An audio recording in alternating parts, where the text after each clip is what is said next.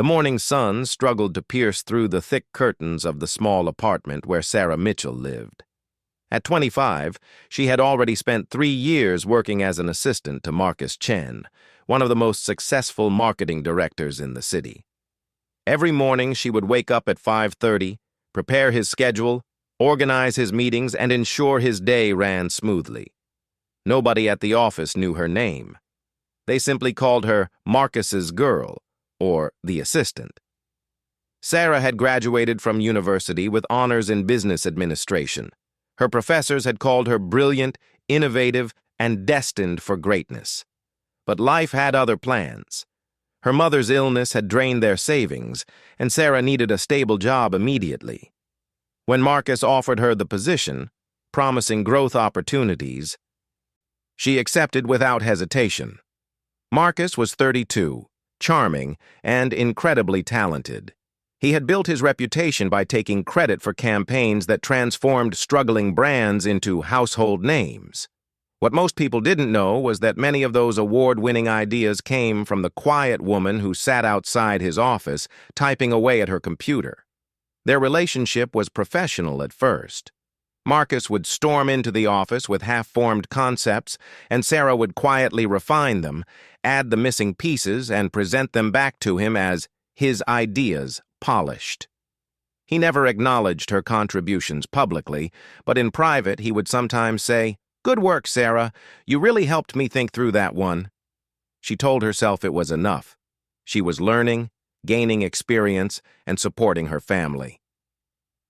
Her mother's medical bills were being paid, and her younger brother could stay in college.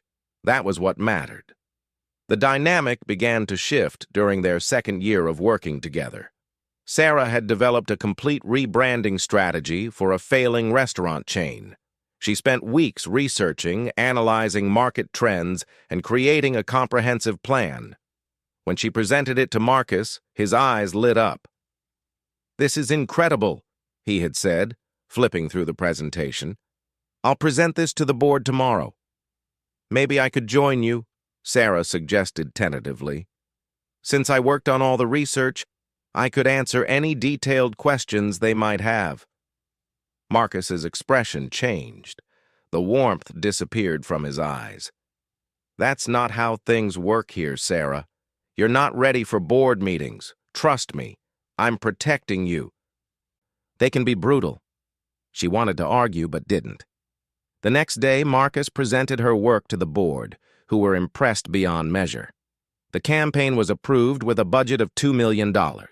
Marcus received a promotion and a substantial bonus. Sarah received a small raise and a pat on the back. That night, she cried in her bathroom, muffling the sounds so her mother wouldn't hear. She looked at herself in the mirror and wondered when she had become invisible. When had her dreams shrunk to fit into someone else's shadow? The jealousy started subtly. Marcus began to notice that clients responded differently when Sarah was in meetings. Even when she said nothing, sitting quietly taking notes, there was something about her presence that changed the room's energy. Clients would direct questions to her. Even though she wasn't supposed to speak, they would ask for her opinion, forcing Marcus to awkwardly redirect the conversation. "You need to be less noticeable," he told her one afternoon. "Wear darker colors. Don't make eye contact with clients. You're distracting them from the main presentation." Sarah nodded, but something inside her had begun to stir. She started keeping copies of all her work, documenting her ideas and saving email trails. She wasn't sure why, but instinct told her she needed to protect herself. The turning point came during the Morrison Industries pitch. It was the biggest potential client their agency had ever pursued. A multi-million-dollar contract that would guarantee job security for years. Marcus had been working on it for months, but his ideas fell flat. With 2 weeks until the presentation, he was panicking. "I need you to work on this," he told Sarah, dropping files on her desk. "Just give me something to work with. Anything." Sarah worked 18-hour days. She researched Morrison Industries' 100-year history, analyzed their competition, studied their target demographics, and created a campaign that honored their legacy while pushing them into the future. It was the best work she had ever done. When she presented it to Marcus, he was speechless. For a moment, she saw something in his eyes that looked like fear.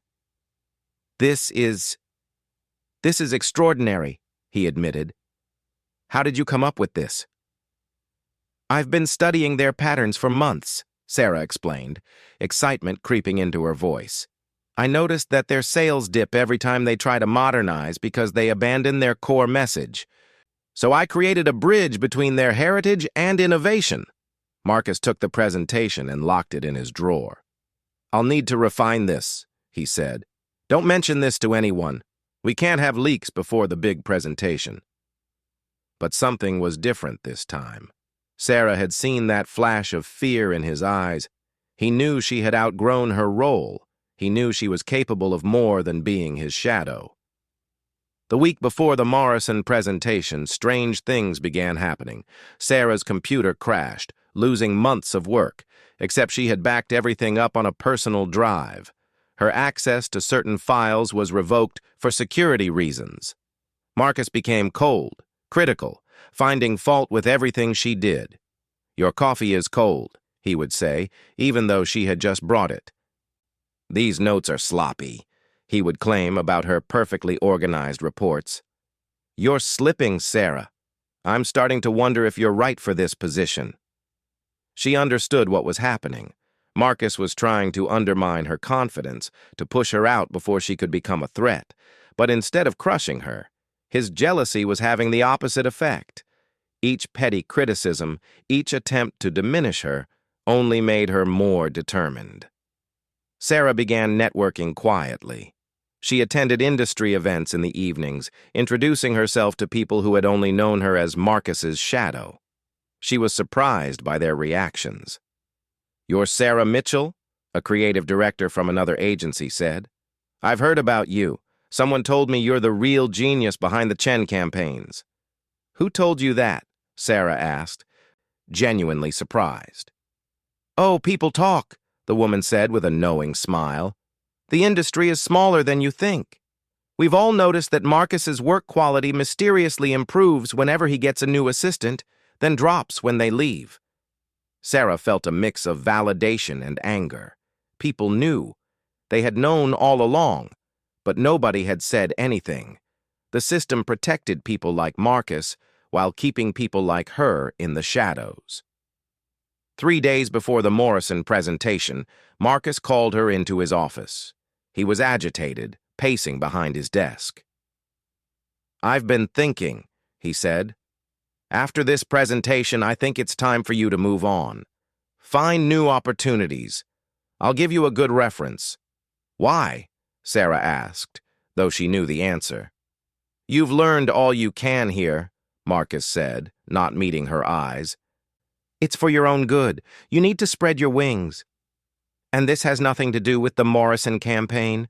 Sarah asked quietly. Marcus's face reddened. What are you implying? Nothing, Sarah said. I'm just wondering about the timing. The timing is coincidental, Marcus snapped.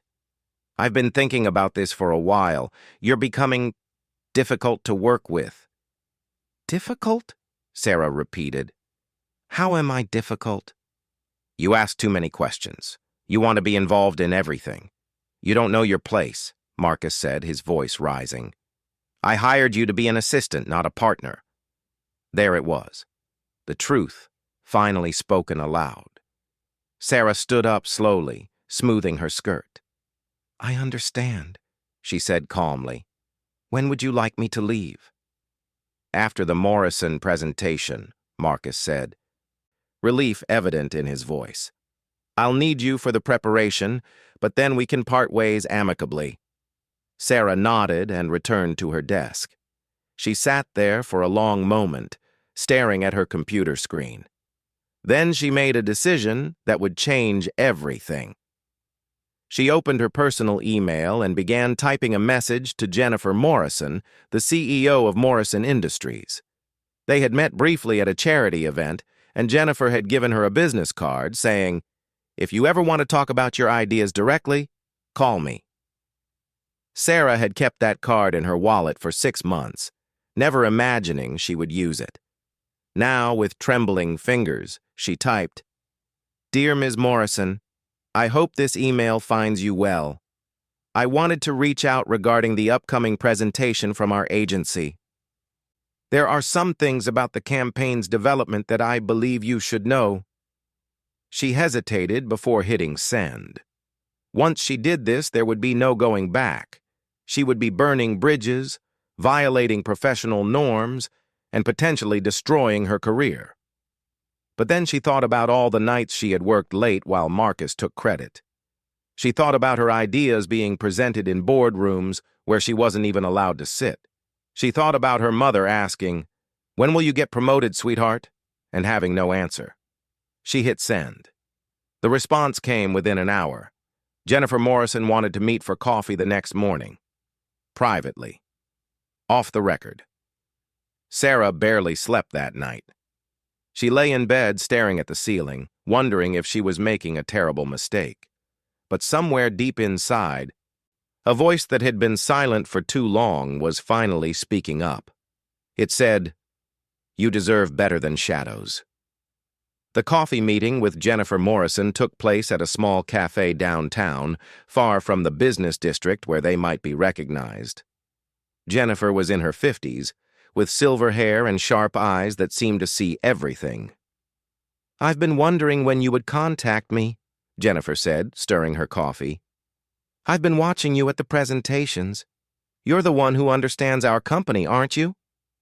Sarah's hands trembled slightly as she lifted her cup. "What makes you say that?" "Because whenever Marcus presents, his eyes keep darting to you for confirmation. Because you're the one taking notes on our reactions, not him. Because when our CFO asked that complex question about market segmentation last month, Marcus looked panicked until you slipped him a note." Sarah said nothing, but her silence was confirmation enough. "Show me," Jennifer said simply. "Show me what you really created for us." Sarah pulled out her laptop and showed Jennifer the original presentation, not the one Marcus would present, but her complete vision, including elements he had removed because he didn't understand them. Jennifer's expression grew more intense with each slide. "This section about heritage brand evolution," Jennifer pointed at the screen. "Marcus told us this was his idea based on his MBA thesis." "He doesn't have an MBA," Sarah said quietly. "I do." Jennifer leaned back in her chair, studying Sarah with those sharp eyes. "Why are you showing me this? What do you want?" It was the question Sarah had been asking herself all night. What did she want? Revenge? Recognition? Justice? "I want to stop being invisible," Sarah said finally. "I want my work to have my name on it. I want to build something real, not just polish someone else's reputation." "And you're willing to burn this bridge with Marcus to do it?" "He's already lighting the match," Sarah replied.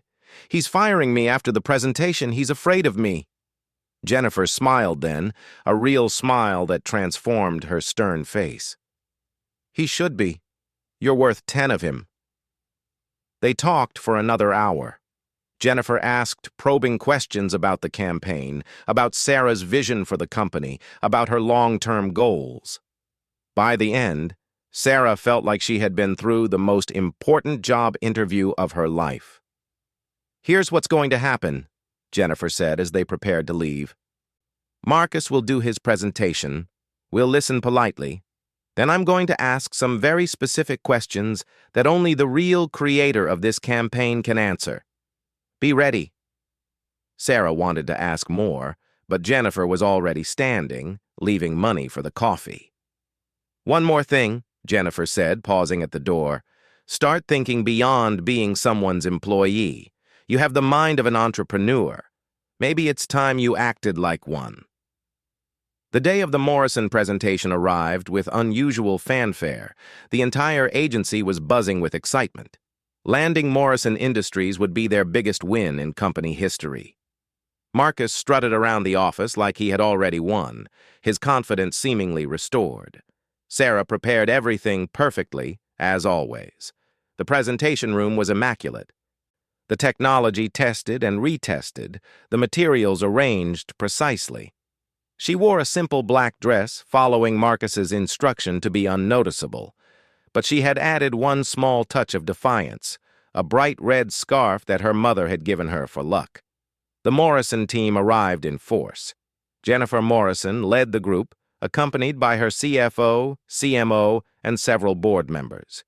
Sarah recognized some faces from her research, people whose preferences and priorities she had studied for months. Marcus began his presentation with characteristic charm. He was a good presenter, Sarah had to admit. He knew how to work a room, how to build energy and excitement. The problem was that he was presenting her words without understanding their depth. For the first 20 minutes, everything went smoothly.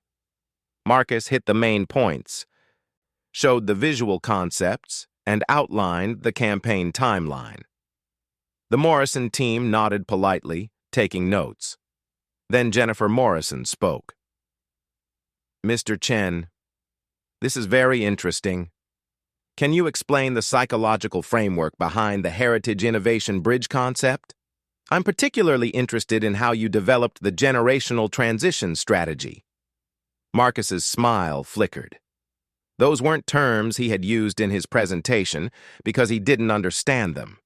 They were from Sarah's original work, the deeper layers he had removed.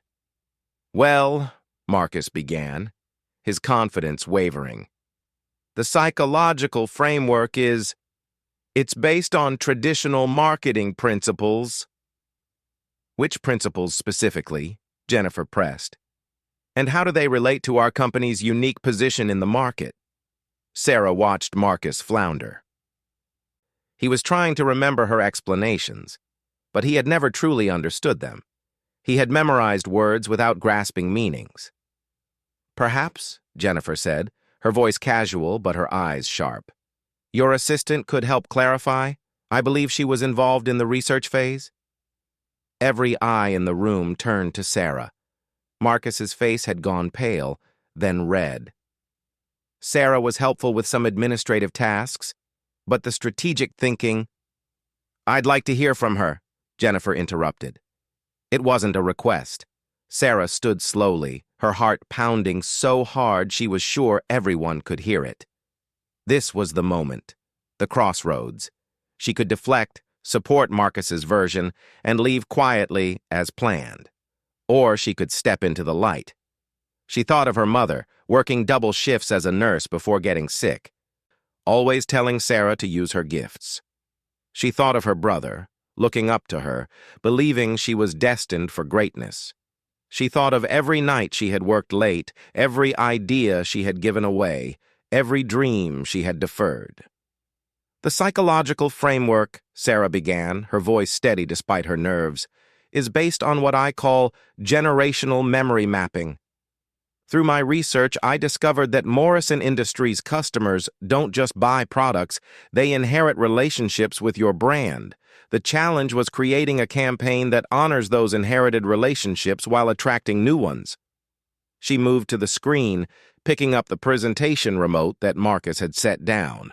Without asking permission, she began clicking through to slides that Marcus had skipped, the detailed slides that contained the real meat of the strategy. "Your company has a unique position," Sarah continued, gaining confidence with each word. "You're not just a century-old brand, you're a keeper of memories. The innovation isn't about abandoning that role, but expanding it. Here's how we do that." For the next 30 minutes, Sarah presented her complete vision. She answered every question with depth and nuance. She showed connections that Marcus had missed, opportunities he had overlooked, strategies he had simplified into meaninglessness. The room was electric. The Morrison team leaned forward, engaged in a way they hadn't been during Marcus's portion. They interrupted with questions, challenged assumptions, and Sarah met every challenge with prepared responses. Marcus sat frozen in his chair, his face a mask of shock and growing rage. His carefully constructed world was crumbling in real time. When Sarah finished, the room was silent for a long moment. Then Jennifer Morrison stood up. "Thank you, Ms. Mitchell," she said, deliberately using Sarah's last name, which Marcus had never mentioned. "This is exactly what we were hoping to see. However, I'm a bit confused about the authorship of this campaign." She looked directly at Marcus.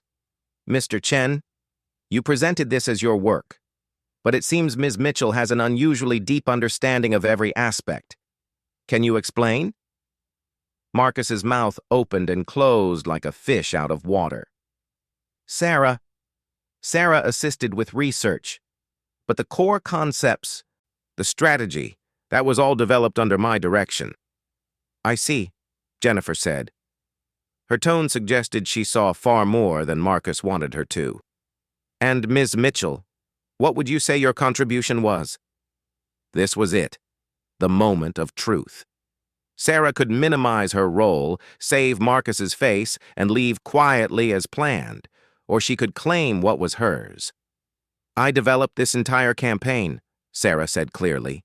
"From initial concept to final execution, every strategy, every insight, every creative element, this is my work." The words hung in the air like a challenge. Marcus shot to his feet. "That's a lie," he sputtered. "This is highly unprofessional. Sarah is a disgruntled employee who has emails," Sarah interrupted calmly. She pulled out a folder she had prepared. Date-stamped emails showing the evolution of every idea. Draft documents with tracked changes, research notes in my handwriting. Would you like to see them?" She handed the folder to Jennifer, who flipped through it with interest. Other Morrison team members leaned in to look. "There's also this," Sarah added, pulling out her phone. "A voice recording from last Tuesday where you explicitly state that I created the campaign and you would be presenting it as your own. I started recording our conversations after you told me I was being terminated." Marcus's face had gone from red to white. You recorded me without permission?" "One-party consent state," Sarah said simply. "I consulted a lawyer." The room was thick with tension. The other agency executives, who had been watching from the back, were whispering frantically among themselves. This was a disaster for the company's reputation. Jennifer Morrison closed the folder and stood. "I think we've seen enough. Morrison Industries will be declining your agency's proposal." "Wait," the agency president stepped forward. "Ms. Morrison, please. This is clearly an internal misunderstanding. We can—" "No," Jennifer cut him off. "What this clearly is a systemic problem. If you're willing to lie about who creates your work, what else are you lying about? How can we trust anything you say?" She turned to Sarah. "Ms. Mitchell, walk out with us. I'd like to continue our conversation." Sarah gathered her things, her hands surprisingly steady now. She had thought she would feel triumphant in this moment, but instead she felt strangely calm. She was simply done. Done hiding, done accepting less, done being invisible. As she walked toward the door, Marcus called out, "You'll never work in this industry again. I'll make sure of it." Sarah paused at the doorway and looked back at him. The man who had once seemed so powerful now looked small, desperate, afraid. She saw him clearly for perhaps the first time. Not a mentor or a brilliant strategist, but a frightened person who built his success on others' talents. "Maybe not," she said quietly, "but I'll work in it as myself, not as your shadow." She walked out of the room, out of the building, and into a future she couldn't yet see but was finally ready to create. The morning sun hit her face as she stepped onto the sidewalk, and for the first time in 3 years, Sarah Mitchell cast her own shadow. The weeks following the Morrison presentation were a whirlwind. News of the dramatic confrontation spread through the marketing industry like wildfire. Sarah's phone rang constantly, reporters wanting her story, headhunters offering positions, colleagues expressing support or seeking gossip. Marcus had made good on his threat, calling everyone he knew to badmouth her. But his credibility was shattered. Too many people had witnessed the Morrison meeting, and the story that emerged wasn't flattering to him.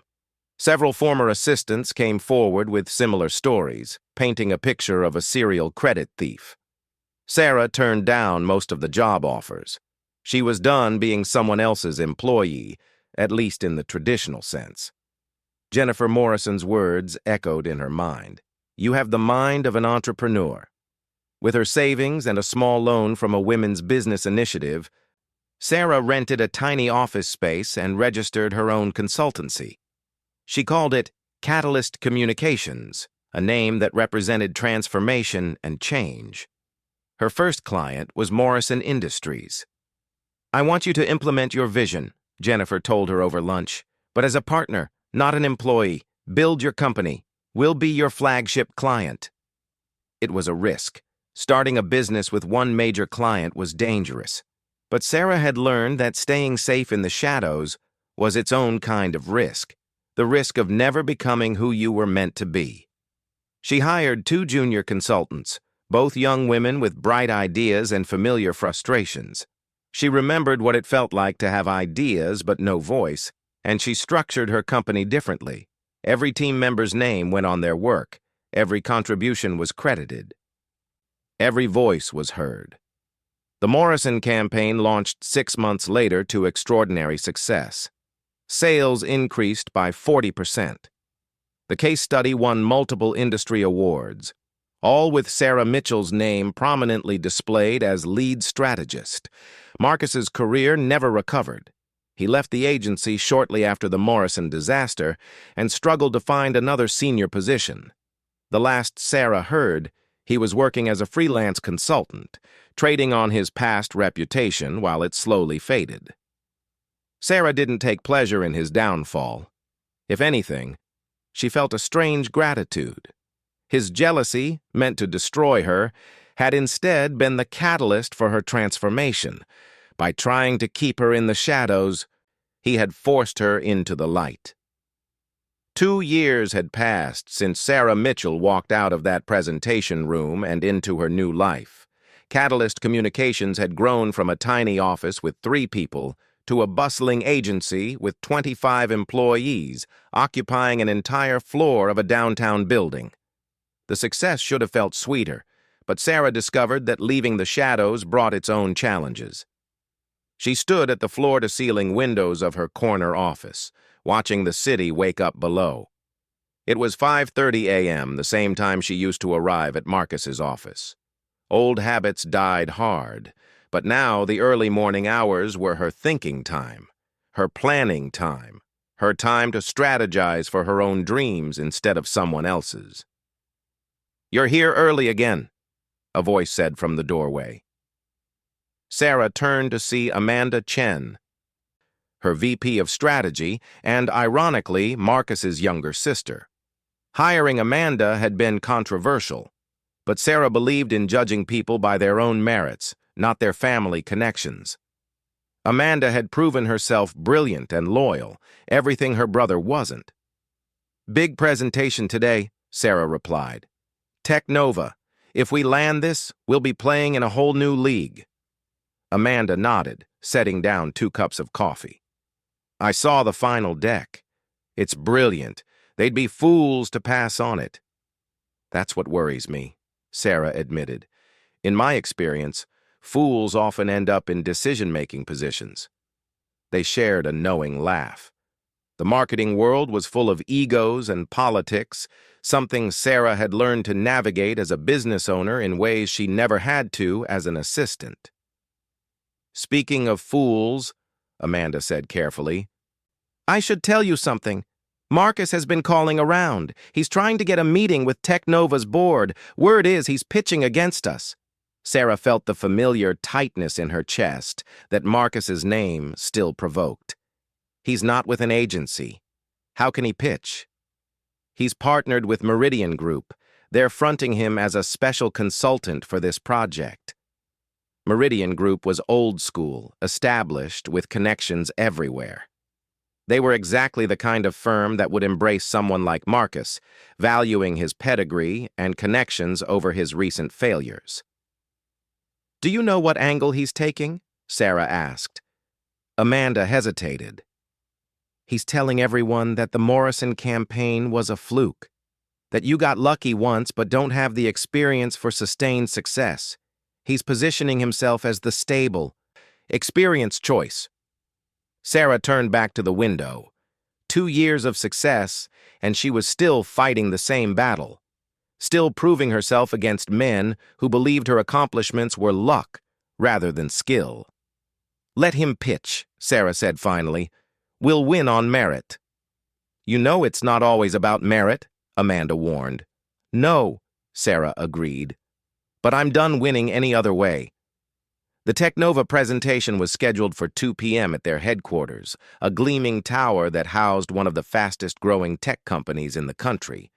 Sarah arrived with her team, Amanda, their creative director Jackson, and their data analyst Marie.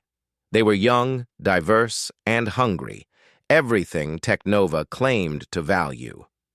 In the lobby, they ran into Marcus. He looked older, Sarah thought. His hair was thinner. His suit expensive but somehow ill-fitting, as if he was wearing a costume of his former self. His eyes widened when he saw her, then narrowed. "Sarah," he said, forcing a smile, "I heard you were pitching today." "Marcus," she acknowledged neutrally, "good luck with your presentation." "I don't need luck," he replied, the old arrogance creeping into his voice. "Experience wins every time. You'll learn that eventually." Jackson stepped forward, protective, but Sarah put a hand on his arm. "We should get to our prep room," she said calmly. "Nice seeing you, Marcus." As they walked away, she heard Marcus mutter something to his team about amateur hour. Amanda looked ready to turn back and confront him, but Sarah shook her head. "Save your energy," Sarah advised. "We'll need it for what matters." Technova's boardroom was intimidating by design. A massive space with a table that seemed to stretch forever and windows that made you feel suspended in the sky. 5 board members sat waiting: CEO David Park, CFO Linda Martinez, CMO Robert Taylor, and 2 venture capital representatives. Marcus's team presented first. Sarah watched from a side room through a glass partition. The presentations were sequential but open for observation. Marcus was in his element, smooth and confident, selling not just a campaign but himself. "What Technova needs," Marcus said, gesturing broadly, "is stability, proven expertise, not experiments or lucky breaks, but consistent, professional delivery. I've been in this industry for 15 years. I've seen trends come and go. I know what works." His presentation was safe, corporate, checking all the traditional boxes. It was exactly what a company might want if they were looking backward instead of forward. Sarah noticed the venture capital representatives looking bored, but the older board members nodded appreciatively. When it was Catalyst's turn, Sarah's team transformed the boardroom. They didn't just present, they created an experience. Using Technova's own AR technology, they showed how the campaign would look in real time, letting board members interact with holographic displays of future advertisements. "Technova isn't just a tech company," Sarah began, standing confidently where hours of practice had taught her to stand. "You're architects of the future. Your campaign shouldn't just advertise products. It should invite people into tomorrow." For 45 minutes, her team painted a vision that was bold, innovative, and slightly dangerous. They showed social media strategies that hadn't been tried before, guerrilla marketing tactics that would generate buzz, partnerships with influencers who hadn't even emerged yet, but whose rise they predicted based on data analysis. "This is risky," Robert Taylor interrupted at one point. "What if it fails?" "Then we pivot," Sarah replied without hesitation. "But playing it safe is the biggest risk of all. Your competitors are all doing what Mr. Chen proposed, solid, traditional campaigns. Do you want to blend in or stand out? David Park leaned forward. Ms. Mitchell, I have to ask. The Morrison campaign was your first major solo project. How do we know you can replicate that success? Before Sarah could answer, Marcus's voice came from the back of the room. He had stayed to watch, unable to resist. That's the key question, isn't it? Marcus said, standing up. One success doesn't make a career. Sarah was my assistant for 3 years. I taught her everything she knows. Now she's trying to run before she can walk. The board members looked uncomfortable at the interruption, but no one stopped him. Office politics and drama, it seemed, were entertainment even at this level. Sarah felt the old, familiar anger rising but pushed it down. This wasn't about Marcus. It had never really been about Marcus. Mr. Chen is right, Sarah said calmly. He did teach me. He taught me how not to run a business. He taught me that taking credit for others' work might get you ahead temporarily, but it doesn't build anything lasting. He taught me that fear of being surpassed makes you small. She turned to the board, ignoring Marcus completely. But the most important thing I learned wasn't from him. It was from building Catalyst. I learned that real leadership means elevating others, not standing on their shoulders. Every person on my team contributed to this presentation. Their names are on their work. That's how we've grown 400% in 2 years. That's how we'll grow Technova. You're naive, Marcus interjected, his composure cracking. Business isn't about feelings and fairness. It's about results. Our results speak for themselves, Amanda said, standing up. Until now, she had been silent, but her brother's attack had gone too far. Morrison Industries increased revenue 40%. Blaine Cosmetics rebranded with us and doubled their market share. Kingston Financial's campaign won. Amanda, Marcus said, his voice sharp with betrayal.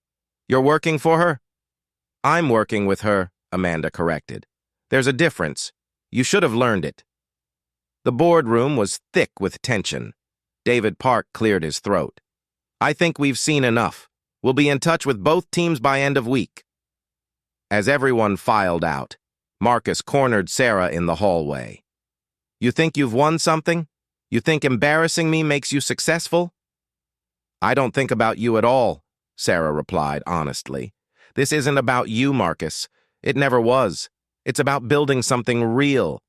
You wouldn't have anything without me, he hissed. I made you. Sarah looked at him with something almost like pity. No, Marcus, you made me realize I was accepting crumbs when I could have the whole bakery. For that, I suppose I should thank you.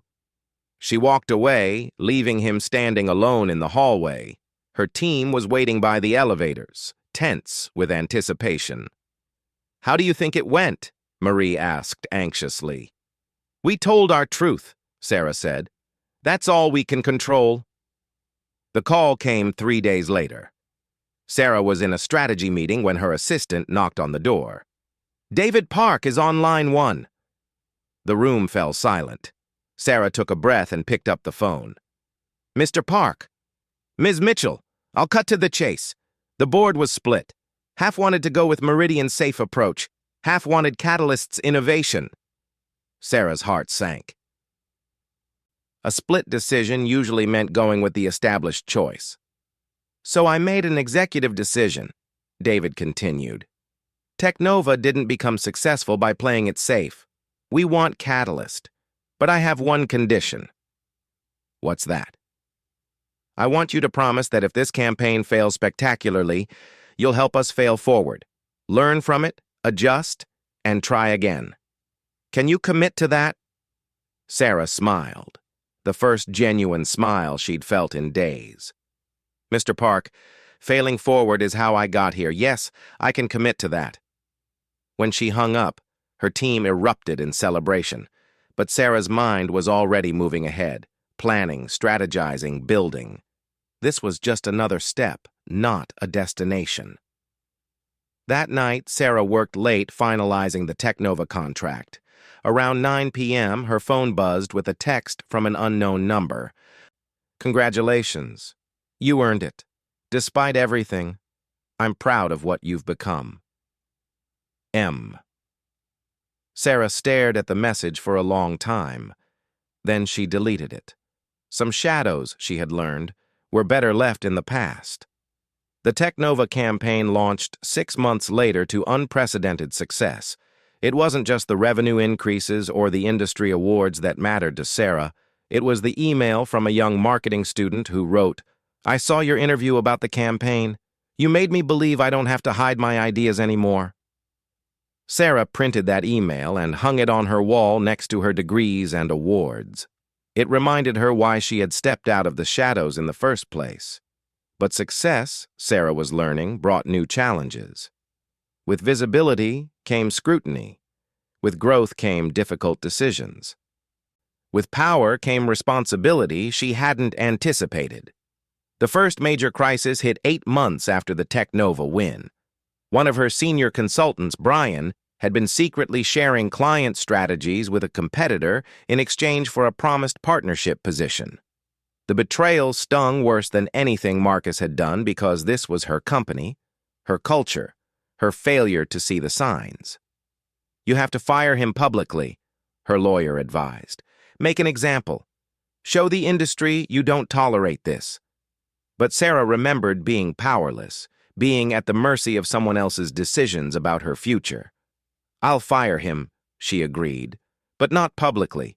He made a terrible choice, but I won't destroy his entire career." "You're too soft," the lawyer warned. "This kindness will be seen as weakness." Maybe it would be. But Sarah had learned that there were different kinds of strength. The strength to crush opponents was one kind. The strength to remain human while wielding power was another. Brian was terminated quietly, with a severance package contingent on signing a non-disclosure agreement. Word still got out, as word always did, but Sarah's handling of it earned her unexpected respect. Other agencies started poaching her methods as much as her clients. "You're changing the industry," Jennifer Morrison told her over their monthly lunch. Morrison Industries remained her biggest client and closest ally. "Not everyone likes it." "Change is uncomfortable," Sarah acknowledged. "I remember how uncomfortable it was for me. Marcus is telling everyone you're running a feelings-first agency that can't last in the real world," Jennifer mentioned casually. Sarah laughed. "Our feelings have generated $50 million in revenue this year. I'll take those feelings to the bank." But the criticism wore on her. Every article about Catalyst mentioned her origin story, the assistant who took down her boss. Every profile focused on the drama rather than the work. She was tired of being defined by her past with Marcus when she had built so much more. The breaking point came at the Marketing Excellence Awards. Catalyst was nominated for Agency of the Year, an honor usually reserved for firms decades older. Sarah arrived in a stunning black gown, her team surrounding her like a protective guard. The evening was going well until the whispers started. Marcus was there, as a guest of Meridian Group. He had spent the cocktail hour telling anyone who would listen that Catalyst's success was built on stolen ideas and betrayal of mentorship. Sarah ignored it through drinks, through dinner, through the opening awards. But when they announced Catalyst as the winner of Agency of the Year, and she stood to accept the award, Marcus's voice cut through the applause. "Must be nice to win with other people's ideas." The room fell silent. Hundreds of industry professionals turned to stare.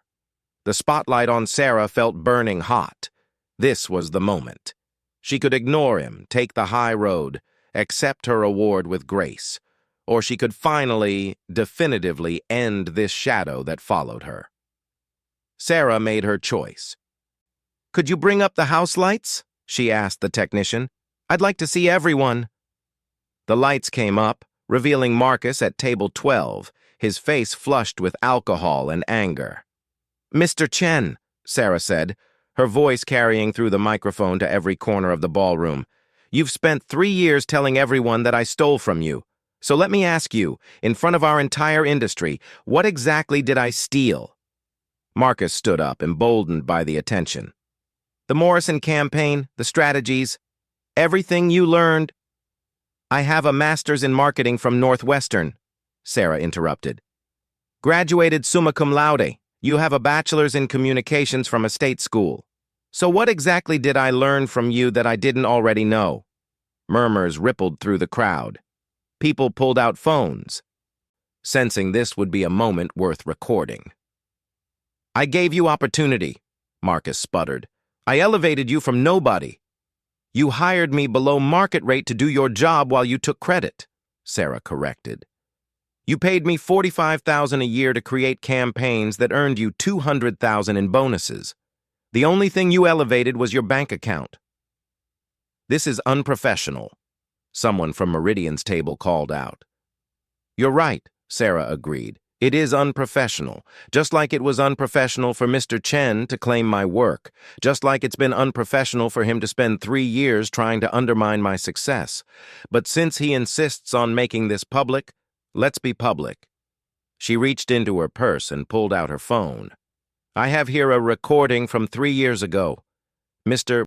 Chen explaining to me that he would be presenting my work as his own because that's how the industry works. Should I play it?" The room held its breath. Marcus had gone pale. "No," Sarah decided, putting the phone away. "Because I'm not him. I don't need to destroy someone to build myself up. Mr. Chen, you want to know what I stole from you? I stole my own future. I took back my voice, my ideas, my potential. If that makes me a thief, then I'm guilty." She turned to the audience. "How many of you have sat in meetings where your ideas were credited to someone else? How many of you have been told to wait your turn while watching inferior work get promoted because it came from the right person? This award isn't mine alone. It's for everyone who decided their shadows were too small to contain their light." The applause started slowly, then built to a thunderous ovation. People stood, some wiping tears, others nodding with recognition of their own stories in hers.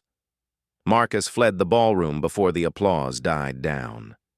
Sarah never saw him at another industry event. Later that night, as her team celebrated at an after-party, Amanda pulled her aside. "That was incredible, but are you okay? That can't have been easy." Sarah considered the question. Was she okay? For 3 years, Marcus had been the ghost haunting her success, the shadow she couldn't quite escape. But tonight, under those bright lights with the truth finally spoken, she realized something. "He has no power over me anymore," she said quietly. "I don't know if I'm okay, but I'm free, and that's enough for now." The next morning brought a flood of messages. Job applications from talented people inspired by her speech, partnership offers from companies that wanted to align with her values, interview requests from major publications. But the message that mattered most came from her mother, who had watched a live stream of the event from her home. "My darling girl," the text read, "you've become everything I knew you could be. Not because of the award or the success, but because you stood in your truth. Dad would be so proud." Sarah sat in her office, watching the sunrise paint the city in shades of gold and possibility. She thought about the journey from Marcus's shadow to this moment. It hadn't been linear or easy. She had made mistakes, faced doubts, and sometimes wondered if the struggle was worth it. But as her team began arriving, greeting her with smiles and excitement about new projects, she knew the answer. Every shadow she had escaped allowed her to create light for others. Every battle she had fought made the path easier for someone else. The intercom buzzed. "Sarah, your 9 a.m. is here. It's a young woman who says she's been working as an assistant for 5 years and has an idea for her own agency. She wanted to know if you had time for coffee and advice." Sarah smiled. "Send her in, and clear my morning. This is important." As the young woman entered, nervous but determined, Sarah saw herself 3 years ago. The cycle continued, but this time it would be different. This time, the shadows would be starting points, not destinations. "Tell me about your ideas," Sarah said, leaning forward. "And don't leave anything out. In this office, every voice matters." The young woman's eyes lit up, and she began to speak. Sarah listened, remembering another office, another time, when her voice had been silenced. Now, her power lay not in standing above others, but in lifting them up. Marcus had been wrong about so many things, but he had been right about one. Sarah had learned from him. She had learned how not to lead, how not to treat people, how not to build success. His jealousy, meant to diminish her, had instead become the force that propelled her toward her own power. But that was the past. The future stretched ahead, full of possibilities and challenges, successes and failures, shadows and light. Sarah Mitchell was ready for all of it. 5 years. That's how long it had been since Sarah Mitchell had transformed from an invisible assistant into one of the most powerful women in marketing. Catalyst Communications now occupied 3 floors of a Manhattan skyscraper, employed over 200 people across 4 cities, and handled accounts worth $500 million annually. But on this particular morning, Sarah wasn't thinking about any of that. She stood in the conference room of her New York headquarters, staring at a proposal that could change everything. Global Brands, one of the world's largest marketing conglomerates, wanted to acquire Catalyst. The number they offered was staggering, enough to set her and her employees up for life. "It's a good offer," said Rachel Winters, her CFO, studying the documents. "More than good. It's exceptional."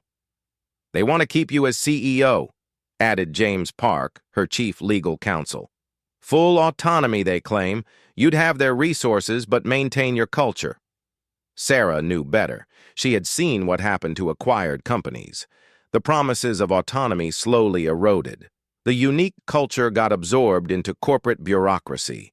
The very thing that made them special would be systematically dismantled in the name of efficiency and standardization. "I need to think," Sarah said. "Give me 48 hours.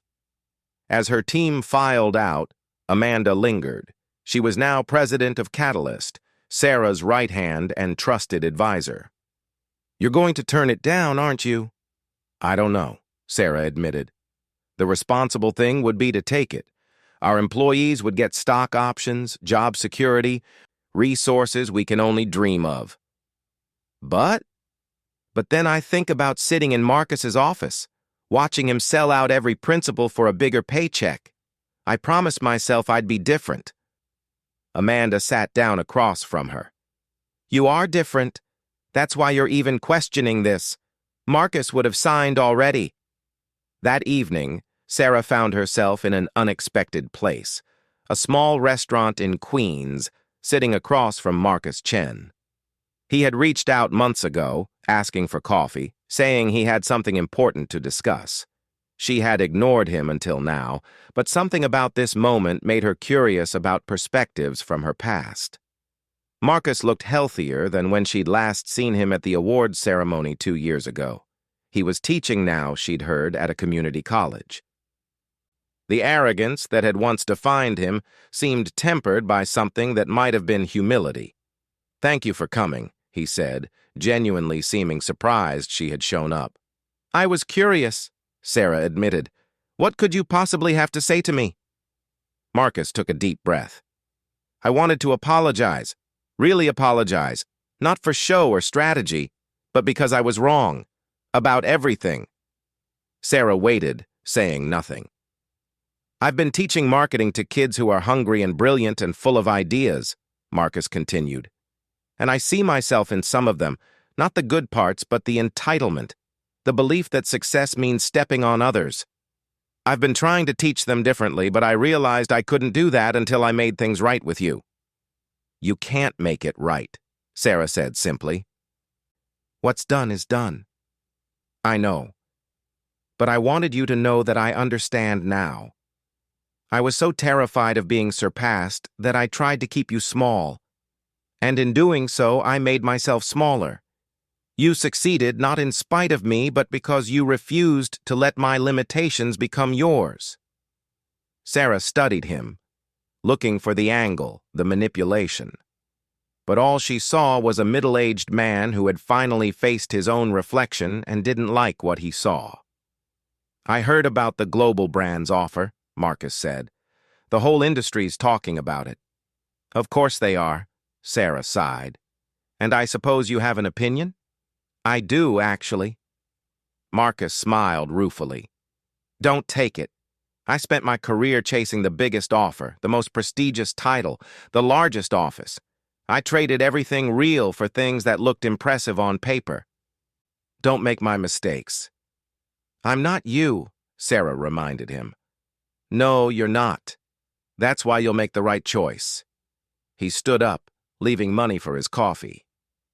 "For what it's worth, Sarah, watching you build Catalyst taught me more about real success than my entire career did.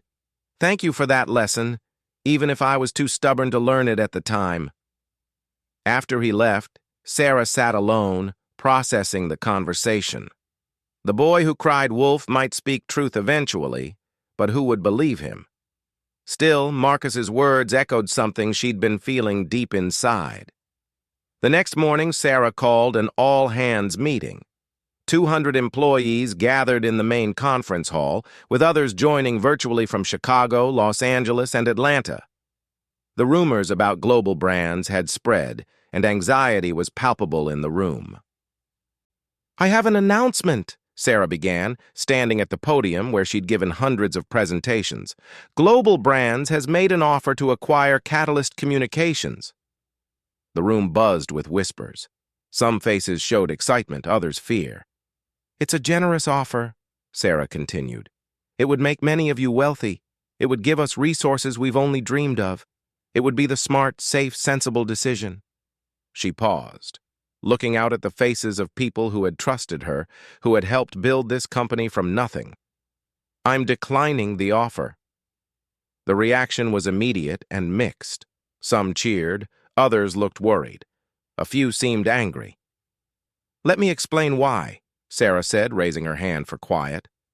5 years ago, I started Catalyst because I believed business could be done differently. I believed we could succeed without sacrificing our values. I believed that lifting others up was more important than climbing higher ourselves. She clicked a remote, and the screen behind her showed Catalyst's mission statement. Amplifying voices, not replacing them. If we sell to Global Brands, we might keep our name, but we'll lose our soul. They'll promise autonomy, but eventually, they'll want us to fit their mold. They'll streamline our processes, which means eliminating the very inefficiencies that make us human. They'll maximize profits by minimizing what makes us special. A hand raised in the crowd. It was Tom, one of her senior account managers. "With respect, Sarah, shouldn't we have a say in this? This affects all our futures." "You're absolutely right," Sarah agreed, "which is why I'm proposing something different. Instead of selling to Global Brands, I want to convert Catalyst to an employee-owned company. Every person in this room would become a part owner. Decisions would be made collectively. Success would be shared equally." The room went silent, processing this unexpected turn. "This is risky," Sarah acknowledged. "We'll grow slower. We'll face challenges that Global Brands money could solve easily, but we'll remain ourselves. We'll continue to prove that business doesn't have to choose between success and soul." "What about you?" someone called out. "You're giving up hundreds of millions." Sarah smiled. "I'm gaining something worth more. The knowledge that Catalyst will outlive me, that it will continue to create opportunities for people who might otherwise remain in shadows. That's a legacy no amount of money can buy." The vote wasn't unanimous. 12 employees chose to leave, taking generous severance packages and glowing recommendations. But 188 stayed, buying into a vision that was about more than profit margins. The transition was complex. Lawyers, accountants, and consultants worked for months to structure the employee ownership plan. Sarah retained a leadership role but no longer held majority control. Decisions were made by elected committees. Profits were shared based on contribution, not just position. The industry watched with fascination and skepticism. Mitchell's folly, some called it. She's giving away an empire, others whispered. But something remarkable happened. Without the pressure of maximizing shareholder value, Catalyst became more creative, not less. Employees, now owners, brought their best ideas forward. Client satisfaction soared because everyone had a personal stake in success. A year after the transition, Harvard Business School sent a team to study Catalyst's model. "You've created something unique," the lead researcher told Sarah. "A company that proves ethical business isn't just sustainable, it's superior." Sarah was reviewing their preliminary findings when her assistant knocked. "There's someone here to see you. Says she's a journalist from Forbes, but she doesn't have an appointment." "Send her in," Sarah said, always willing to share Catalyst's story. The woman who entered was young, perhaps 23, with nervous energy that reminded Sarah of herself years ago. But when she spoke, her purpose became clear.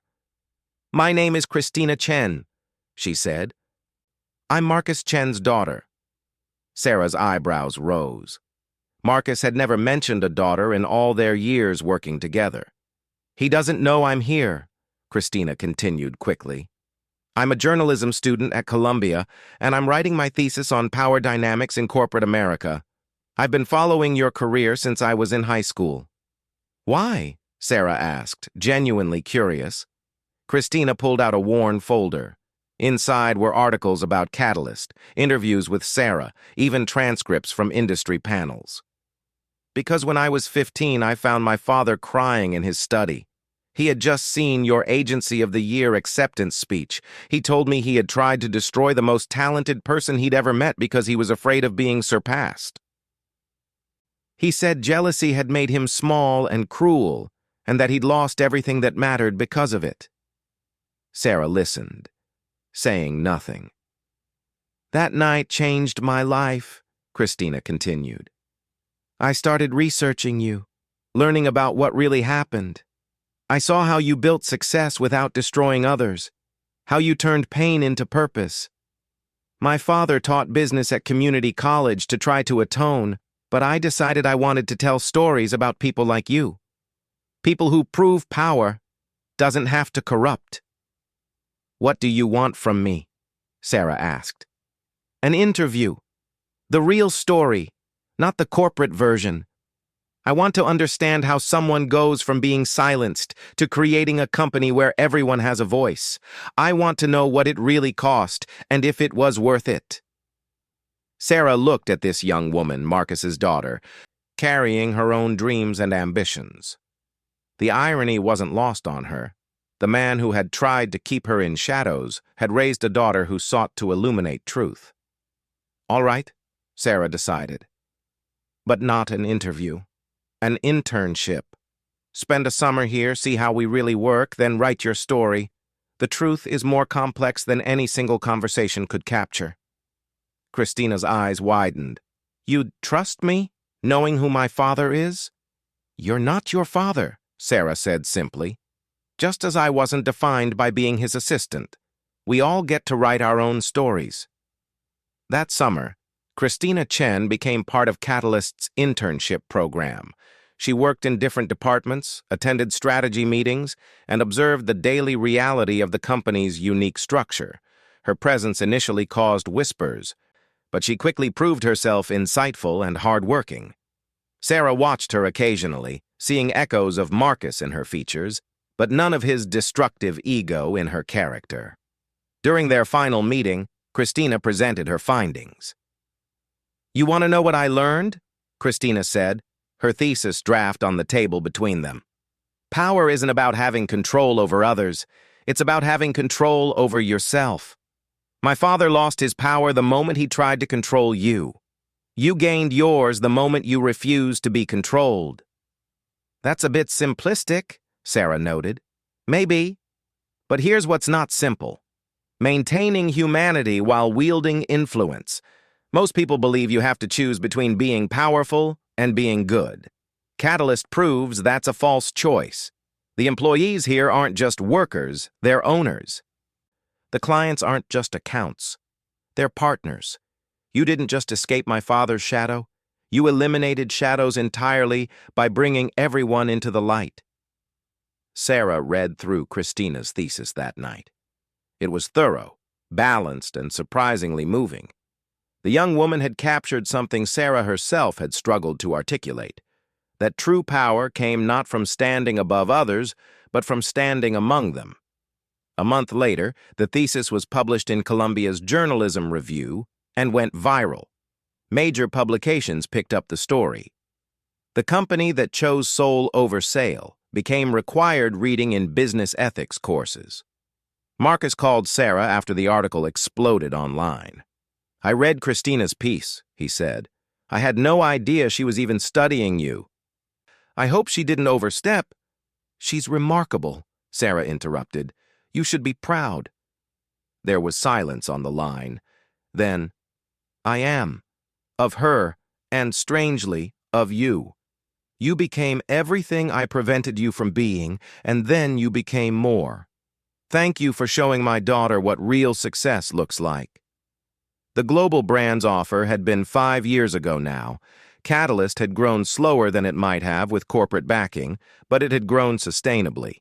They'd opened 2 more offices, launched a non-profit arm that provided free marketing services to social justice organizations, and created an incubator for entrepreneurs from underserved communities. Sarah's role had evolved too. She spent less time on day-to-day operations and more time mentoring, speaking, and writing. Her book, From Shadows to Power, had become a bestseller, with proceeds funding scholarships for young women in business. But the moment that defined her transformation came on an ordinary Tuesday. She was visiting the Chicago office when she overheard 2 junior employees discussing a campaign idea in the break room. "Should we run this by the committee?" one asked. "No need," the other replied. "Sarah always says if we believe in an idea, we should develop it first, then present it with confidence. Our voices matter here." Sarah smiled, remembering a time when her voice had been stifled, her ideas stolen, her potential questioned. She thought of Marcus, now teaching others to avoid his mistakes. She thought of Christina, turning family shame into purposeful storytelling. She thought of the hundreds of employees who now owned their futures rather than serving someone else's. The journey from shadows to power hadn't been about defeating Marcus or proving doubters wrong. It had been about discovering that real power, lasting power, came from illuminating the path for others. Every person who found their voice at Catalyst, every idea that was credited properly, every success that was shared equally, was a repudiation of the old ways and a celebration of the new. That evening, Sarah stood once again at the windows of her office, watching the city lights flicker on as darkness fell, but now she wasn't alone. Amanda was there, along with several other employees who had become friends, planning the company's 10th anniversary celebration. "Remember when it was just 3 of us in that tiny office?" Amanda laughed. "You were so determined to prove Marcus wrong." "I wasn't trying to prove him wrong," Sarah reflected. "I was trying to prove myself right. There's a difference." "What's the difference?" asked David, one of their newest partners. Sarah thought for a moment. "Proving someone wrong is about them. It keeps you trapped in their shadow even when you think you've escaped. Proving yourself right is about you. It's about becoming who you were meant to be, regardless of who tried to stop you." "So, Marcus's jealousy didn't make you unforgettable," Amanda suggested. "You made yourself unforgettable." "His jealousy was just the catalyst," Sarah agreed, smiling at the unintended pun. "It forced me to choose between accepting limitations and exceeding them. But the power was always mine. I just had to claim it." As the team continued planning, debating themes and venues with the passionate engagement that defined Catalyst's culture, Sarah felt a deep sense of completion. Not ending, but completion. The satisfaction of a story fully told, a potential fully realized. Later that night, alone in her apartment, Sarah pulled out an old photo from her desk drawer. It showed her at 25, standing behind Marcus at a company event, barely visible in his shadow. She had kept it as a reminder of where she started. Now she placed it next to a recent photo from Catalyst's Leadership Summit. 200 faces, all equals, all empowered, all casting their own shadows and creating their own light. The contrast was stark, but both images were part of her story. She thought about the title Christina had used in her thesis, The Unforgettable Woman, How Sarah Mitchell Redefined Power in Corporate America. It was flattering, but not quite accurate. Sarah hadn't redefined power. She had simply revealed what it had always been. Not dominance, but influence. Not control, but liberation. Not standing above, but lifting up. Her phone buzzed with a message from a young entrepreneur in Seoul who had read her book. "Thank you for showing me that shadows are just the absence of light, and we all have the power to shine." Sarah smiled, typing back, "The power was always yours. Sometimes we just need someone to remind us to turn on the switch." As she prepared for bed, Sarah reflected on the journey one last time. Marcus's jealousy had indeed made her unforgettable, but not in the way he'd feared. He had worried she would surpass him, take his place, claim his throne. Instead, she had done something far more radical. She had eliminated the throne entirely, creating a round table where everyone had a seat. The next morning would bring new challenges, new opportunities, new shadows to illuminate. But tonight, Sarah Mitchell slept peacefully, no longer defined by where she had been, but excited by where they were all going together. The girl who had once made coffee for a man who stole her ideas had become a woman who built an empire on the radical notion that everyone deserves credit for their contributions. And in boardrooms across the city, young assistants were taking notes, not just of meetings, but of their own ideas. They were documenting their contributions, finding their voices, and refusing to accept that shadows were their destiny. The revolution Sarah had started was spreading, one illuminated path at a time. Marcus Chen's greatest fear had come true. Sarah Mitchell had indeed become unforgettable, but not as his replacement or his rival. She had become unforgettable as the woman who proved that true power meant making sure no one else would ever have to escape from shadows, because she had torn down the structures that created them in the first place. And that was a legacy that would last long after the lights in any corner office went dark.